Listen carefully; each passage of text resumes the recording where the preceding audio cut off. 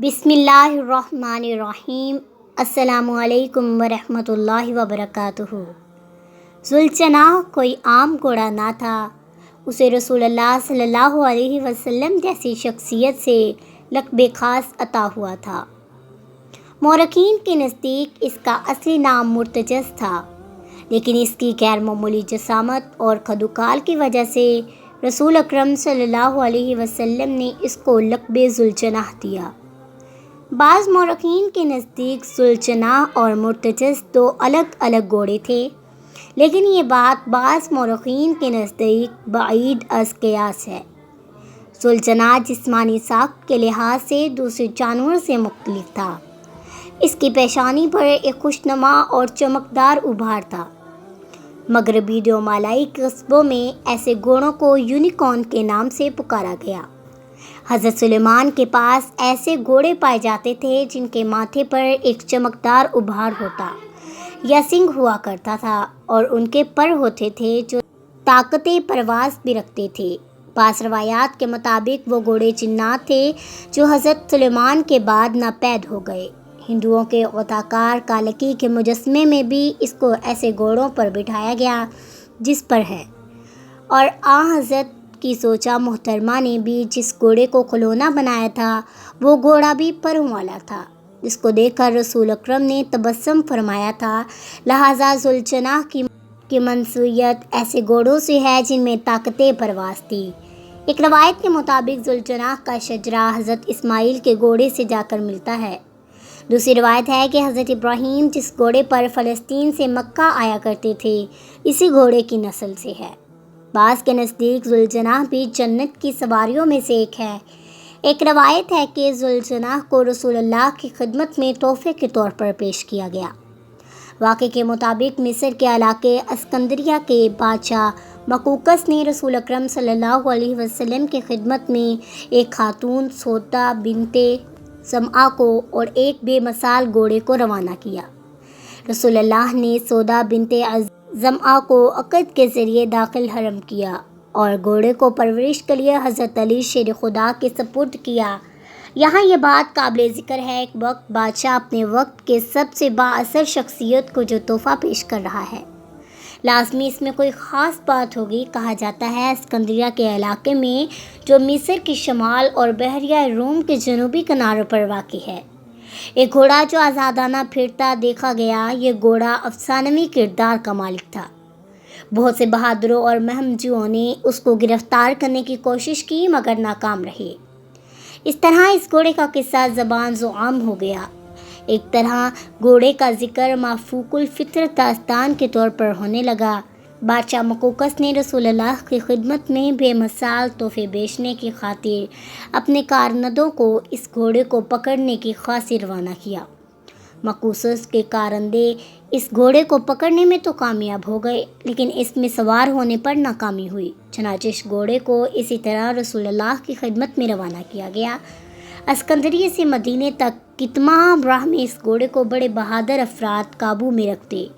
جب اس منہ زور گھوڑے کو رسول اللہ کی خدمت میں حاضر کیا گیا تو رسول اللہ نے اس جانور کو انتہائی پسند فرمایا۔ جب رسول اللہ نے اس کی گردن پر ہاتھ پھیرا تو اس نے خوشی کا اظہار کیا۔ اس کے ساتھ ہی اس کی منہ زوری طاعت میں بھی تبدیلی ہو گئی۔ رسول اللہ نے اس وقت اس کو ذوالجناح کا لقب دیا اور پرورش کے لیے اس کی رسی مولا علی کو دے دی۔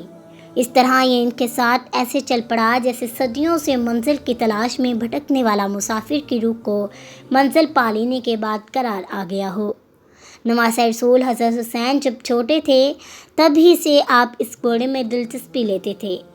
ایک شہزادہ حسین اپنے نانا حضرت محمد کے پاس گئے تو حضور اکرم صلی اللہ علیہ وسلم اپنے صحابہ کے ساتھ گھوڑے کے پاس ہی کھڑے تھے۔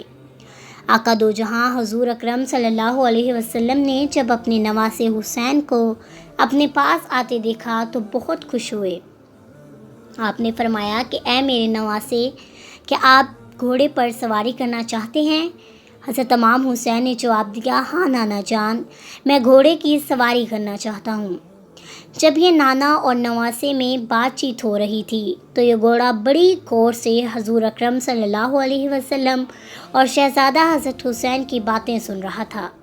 جب دونوں کی باتیں ختم ہوئیں تو گھوڑا نواسہ رسول کے پاس آ کر بیٹھ گیا تاکہ حضرت حسین رضی اللہ تعالیٰ عنہ اس گھوڑے پر سوار ہو سکیں۔ تو حضور نے فرمایا، بیٹا یہ وہی گھوڑا ہے جو میدان کربلا میں تمہاری سواری اور مددگار ہوگا۔ اس کے بعد نبی کریم صلی اللہ علیہ وسلم نے یہ گھوڑا حضرت حسین رضی اللہ تعالیٰ عنہ کو تحفے میں دے دیا۔ اس کے بعد ذوالجناح مولا حسین رضی اللہ تعالیٰ عنہ کے پاس آ گیا۔ میدان کربلا میں مولا حسین پر مشکل وقت آنے پر یزیدی لوگ بھی ذوالجناح پر فکر کرنے لگے۔ کربلا کے میدان میں ذوالجناح کو پانی پینے کا کافی بار موقع ملا، لیکن اس نے پانی نہ پیا۔ اس کی وجہ یہ تھی اور اس کے ذہن میں یہ خیال تھا کہ میرے آقا دو جہاں حضرت محمد کے نواسے نے پانی نہ پیا ہے، میں اپنے مالک کو پیاسا چھوڑ کر کس طرح پانی پی لوں۔ حضرت حسین جب میدان کربلا میں گھوڑے سے زمین پر گر گئے تو آپ کا گھوڑا آپ کے ارد گرد چکر لگانے لگا تاکہ کوئی تیر اس کے مالک حضرت حسین کو نہ لگ سکے۔ مولا حسین رضی اللہ تعالیٰ عنہ کی حفاظت کرتے ہوئے ذوالجناح کو اتنے تیر لگے کہ وہ بھی تیر لگنے سے کافی زخمی ہو گیا تھا۔ روایات میں آتا ہے کہ مولا حسین رضی اللہ تعالیٰ عنہ کے گھوڑے نے 60 سے زیادہ یزیدیوں کو قتل کر دیا تھا۔ جب بدبختوں نے حضرت حسین کو شہید کیا تو گھوڑے نے اپنی پیشانی حضرت حسین رضی اللہ تعالیٰ عنہ کے جسم کے ساتھ لگائی۔ پھر گھوڑے نے اپنے آپ کو حضرت حسین رضی اللہ تعالیٰ عنہ کے خون سے تر کیا اور اپنے اگلے پاؤں اٹھا کر زمین پر ایسے مارے کہ سارے میدان میں ایسی گونج اٹھی جسے ساری یزیدی فوج گھوڑے کی طرف متوجہ ہوئی۔ جب سپہ سالار عمر بن سعد کی نظر گھوڑے پر پڑی تو اس کے دل میں فوری لالچ آ گیا کہ اس بہترین گھوڑے کو میں رکھوں گا۔ چنانچہ اس نے فوج کی ایک ٹکڑی کا حکم دیا، اس گھوڑے کو پکڑ کر میرے پاس لاؤ۔ جب فوجی ذوالجناح کو پکڑنے کے لیے گئے تو گھوڑے نے بڑی زور زور سے زمین پر پاؤں مارنا شروع کر دیے۔ یزیدی فوجیوں کو اپنے پاس نہ آنے دیا، وہ بھی گھوڑے کو چھوڑ کر بھاگ نکلے۔ یہ دیکھ کر عمر سعد نے کہا کہ گھوڑے کو اپنے حال پر ہی چھوڑ دیا جائے۔ پھر وہ گھوڑا حضرت امام حسین رضی اللہ تعالیٰ عنہ کے پاس آ کر آنسو بہانے لگا۔ حضرت امام یبکی نے روایت کی ہے کہ ایک شخص آپ کے پاس آیا اور آ کر کربلا میں موجود حضرت امام حسین کے گھوڑا کدھر گیا؟ آپ نے فرمایا، ابن سعد گھوڑے کو اپنے ساتھ لے جانا چاہتا تھا کیونکہ اس گھوڑے پر حضور اکرم صلی اللہ علیہ وسلم نے سواری کی تھی، لیکن وہ گھوڑا حضرت حسین کی شہادت کے بعد کسی کے ہاتھ بھی نہ لگا تھا۔ گھوڑے نے اپنے آپ کو نہر فرات کے حوالے کر دیا کیونکہ وہ ایک ایسا گھوڑا تھا جس پر امام حسین کے بعد کوئی بھی سواری نہیں کر سکتا تھا۔ زخموں سے چور، آنکھوں میں آنسو لیے گھوڑا نہر فرات میں گرا اور دیکھتے ہی دیکھتے ابن سعد کے سامنے سے گھوڑا غائب ہو گیا۔ ناظرین، ویڈیو اچھی لگی تو ہماری ویڈیو کو لائک کیجئے، شیئر کیجئے اور ہمارے چینل کو سبسکرائب کیجئے تاکہ اس طرح کی معلوماتی ویڈیوز آپ تک پہنچتی رہیں۔ شکریہ۔